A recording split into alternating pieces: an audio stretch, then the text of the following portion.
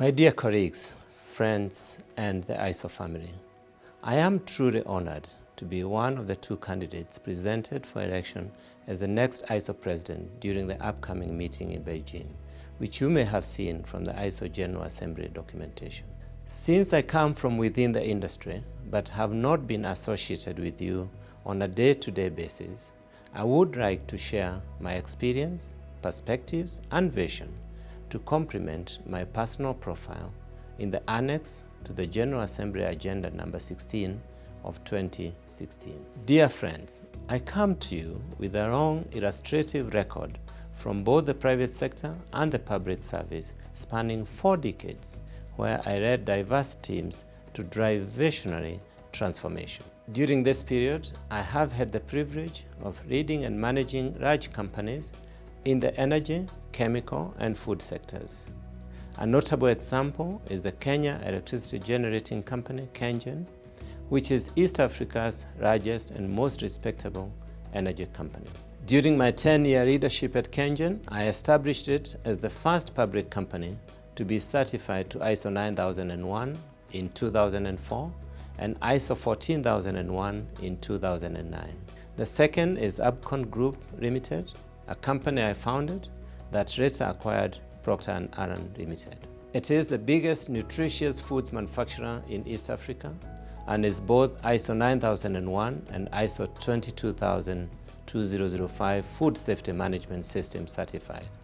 I have been the chairman of this company since 1999. Furthermore, I have taken leadership positions in several Pan-African initiatives like the Union of Producers and Distributors of Electric Power in Africa, where I was the president for 4 years, cultivating a unique perspective of Africa's energy sector. It was during this period, through the Standardization Committee, that I advocated for the adoption of standards within the energy subsector.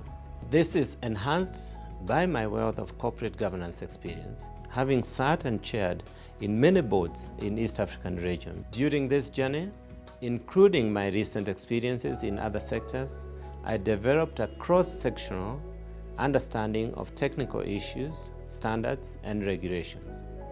I am a firm believer of and have always advocated for public-private partnerships for which voluntary standards are often a very important enabler.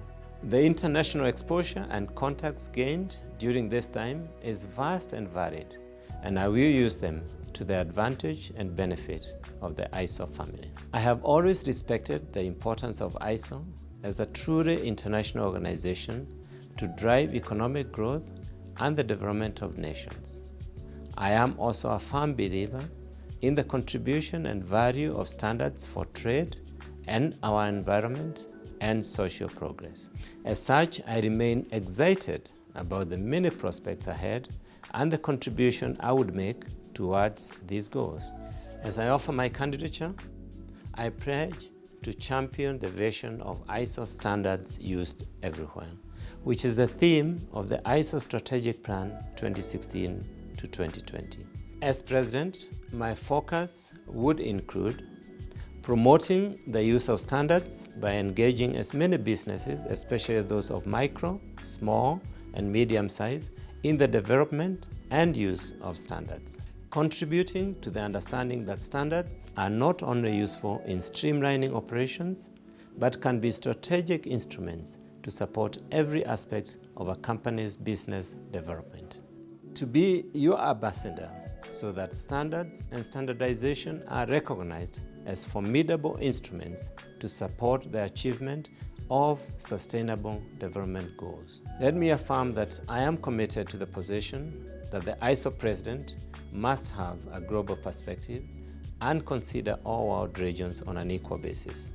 It is this principle that I would firmly hold on in the spirit and letter that ISO means an ISO that is equal. As I look forward to meeting with you at the General Assembly in Beijing, I would be delighted to connect with you and engage further on this issue, and I may contact you either by email or by telephone.